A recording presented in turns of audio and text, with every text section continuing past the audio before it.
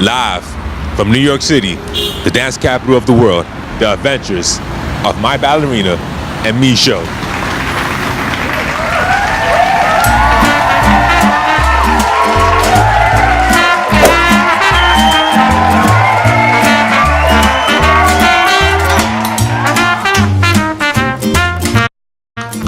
My ballerina and me, we two are as close as can be. Whether I'm trying to climb up a tree or sitting down with you for tea, we're dancing, we're dancing. Sometimes we go for a long stroller ride, or in the playground I can go down the slide. It doesn't really matter the things that we do. All that matters is just me and you. We're dancing, we're dancing.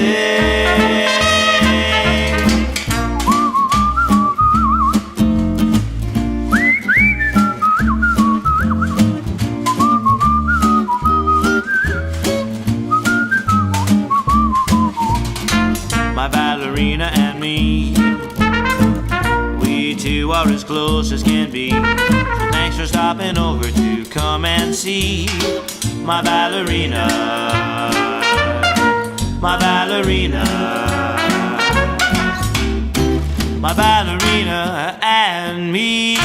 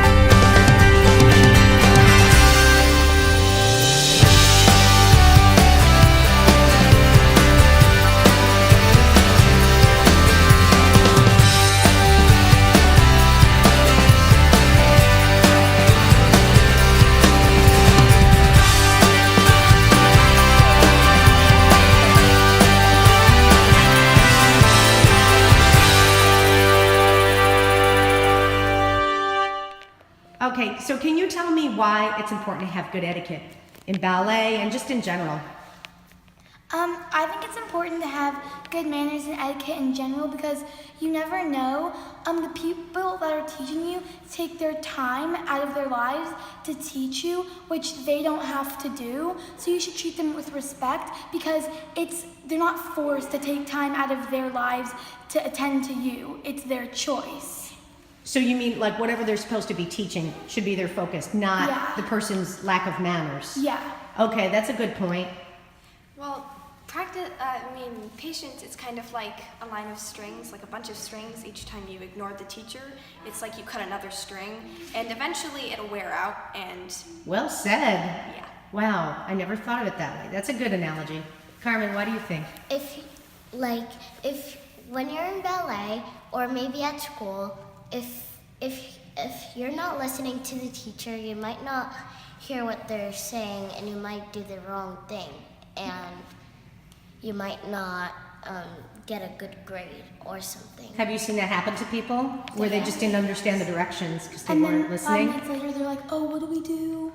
Right. And everyone's in the class is like, right. The other people listening What do you think, Stephanie? I think it's important to have good manners and good etiquette in general because your teachers are just going to give up on you if you're rude to them. Have you ever seen that happen where a teacher gets just Yes. burnt out and kind of loses their heart in it? Yeah, what do you think, Sophia? I think you should have good manners in ballet or in school because you might influence other people to have bad manners and then it'll go on around everybody. Do you ever see like younger kids looking up to you guys or imitating you? Yeah. Okay, do you ever see them following people for the wrong reasons? Yeah. Yeah. One last thing from Vivian. And this doesn't just go out to kids, this goes out to adults too because Yes. sometimes they think, oh, I'm an adult, I have like authority, I don't need to be respectful. But it's always important to be respectful No, to it's anybody, true. Absolutely. No matter what their age. Yes. Because everybody has a positive contribution to give. And if you're not being respectful, like give your all and succeed. So it's important to be respectful to everybody and anybody and don't think you have authority just because you're older. Well said. Say bye. See you next time. Hi, and welcome back to the Adventures of My Ballerina and Me. I'm your host, Elizabeth Flores.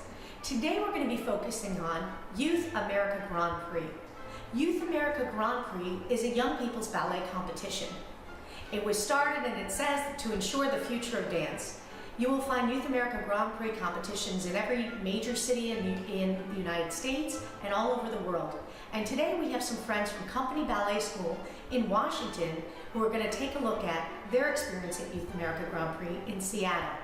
One thing I want to mention to you, when you go on the website YAGP.org, you'll find the schedule and the New York finals that you can go and watch. Bear in mind, these are very, very high-level dancers. So use it as an inspirational platform. Don't get discouraged. These dancers train every day for hours to reach this level. So when you watch it, be inspired and keep working at home on your dancing between your classes. Thanks for watching, and let's take a look.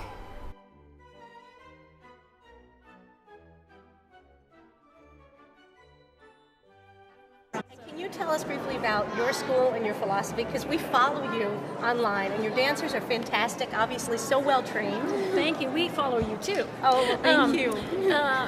I was trained Royal Academy of Dance at YAGP. Yes. So that's my background, and I do kind of a mix of all, and some of Vaganova tossed in. Yes. So yes. I keep my students really sort of generic. And I see you do some sort of acro training or like body conditioning, right? We do acrobatic arts, which is it's a syllabus that is out of Canada. It's amazing, and we're certified to teach it. It's a great program, and really has done wonders for strengthening and conditioning and flexibility for our dancers. And for the parents that question coming often sometimes, how important is it for a dancer when you're making progress to come more than once a week? Why is that so important? Well, it certainly is because, you can't, it's just like learning to read or write or something. If you just practice it for 1 hour a week, it's going to take you a really long time to get good at it. So as a dancer, we need to practice a lot. We really need to practice every day in order to get, as good as these dancers here. Right. Yeah. And how's the atmosphere been? Is it like tense? Is it friendly? How would you... I think overall a lot more friendlier than I thought it was. Some are a little tense, and like sometimes I'm tense. Sure. I think just introducing yourself, asking where people are from, I think it really helps open doors to have the dancers be friendly towards you. I agree, because you're all in the same boat, right? Right, yes, and you seemed very confident on stage. You did beautifully. Thank you. And it was great to watch you. And lastly, how do you balance your homework? I have a lot of parents where the girls are very talented, but they want to drop the number of classes because they have all their homework. How are you balancing everything?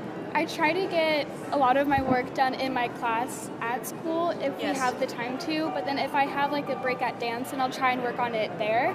And then so most of the time I'll have to work on it at home, but it's not too much because I've split it up to where I can do a little at a time throughout the day. So you really use your time smart. Yes, you don't waste time. correct. So you heard it here first. Time management is very important to be a dancer. It is at this level, especially. Mm-hmm. Well, thank you so much. Thank you so much. We're so excited to meet you. Thank you, Clara.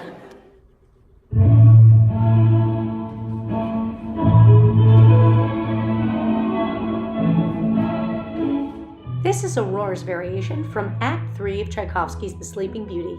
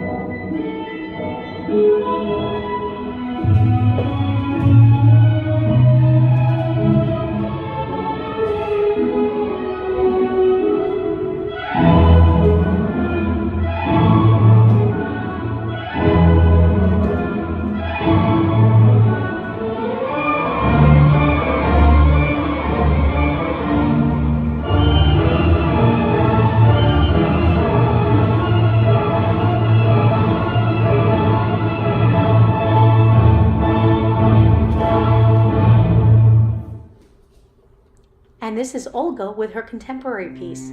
Youth America Grand Prix has two different rounds, classical and contemporary, and the purpose is to show a dancer's versatility. Dancers now have to be very flexible in the different kinds of pieces and choreography they can perform.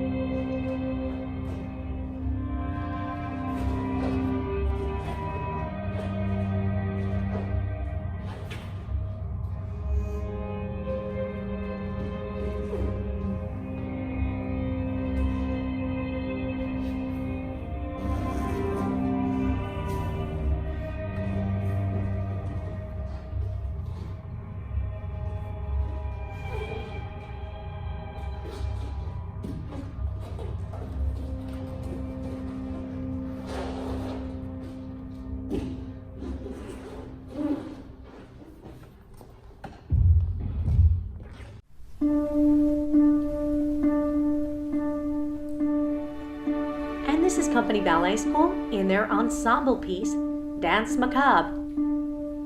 Is it Halloween already? Not yet, but it looks it on stage.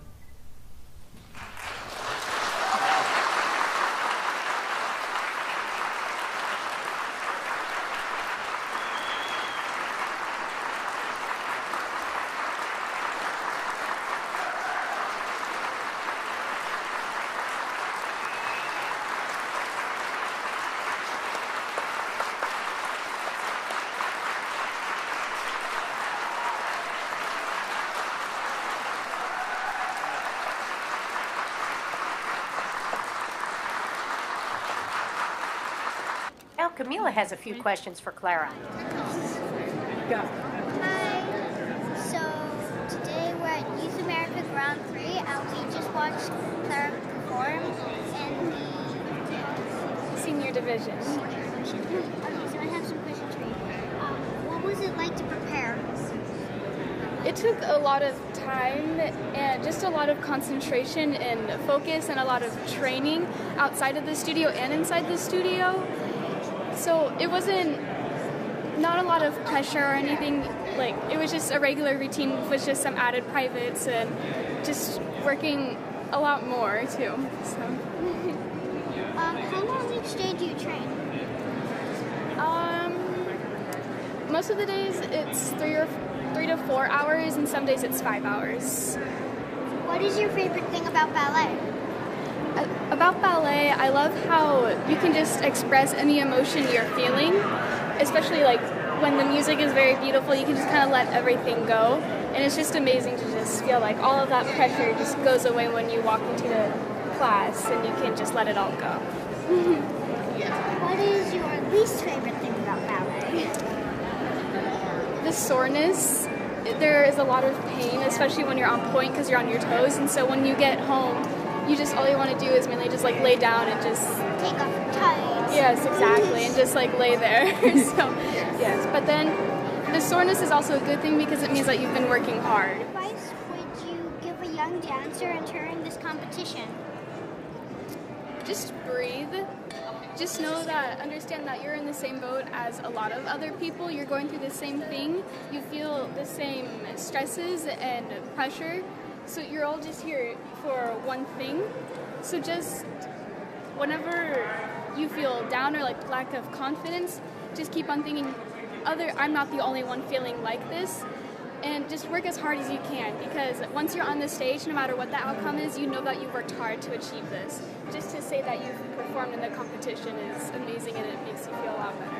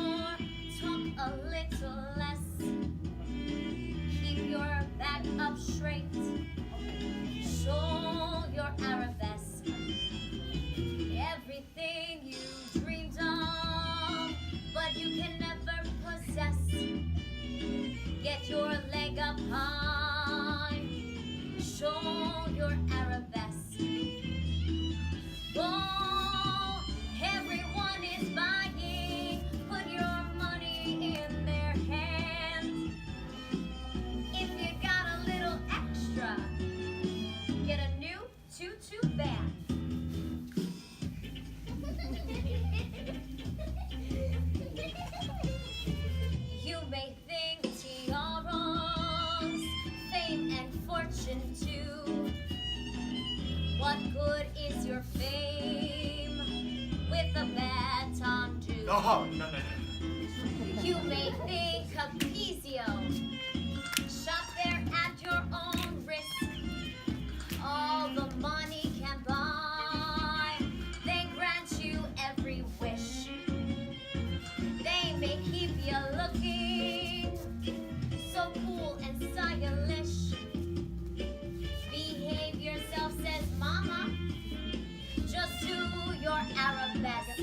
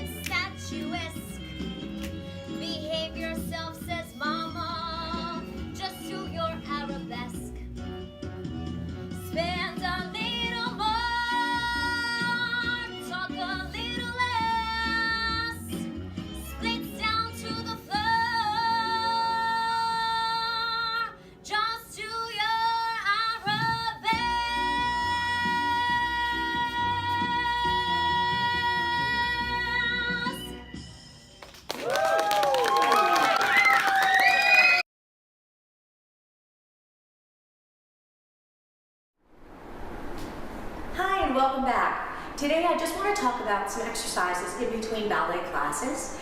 It's January, so we've all had some time off, and flexibility is very important, and turns to keep in shape over your break between classes. These exercises are a little bit more for the intermediate dancer, but keep watching. You'll get there if you're a beginner. Take passe, Camila. Passe up, arm in high fifth, and keep this nice and straight. We're going to do some elevates, so you're pushing up and lower down. Keep the heel forward, up and down. You want to keep your line very straight. That's it. You want to do at least 10 sets on both sides. Another good exercise is take the arm middle, extend hold the heel, extend the leg up to the side.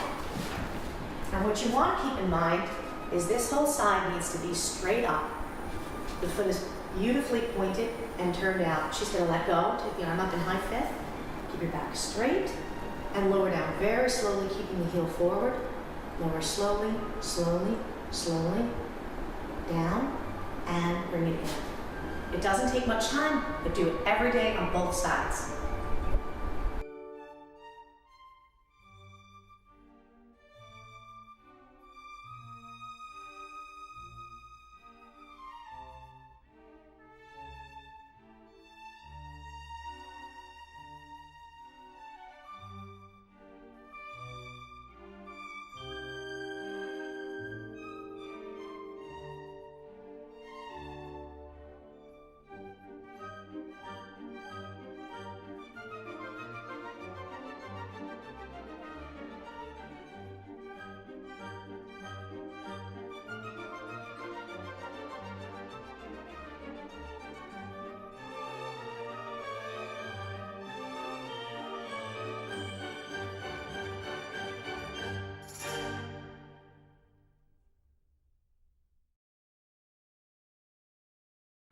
Thanks to these fine sponsors for making our show possible. Be sure to subscribe to the Adventures of My Ballerina and Me on our YouTube channel. See you next time.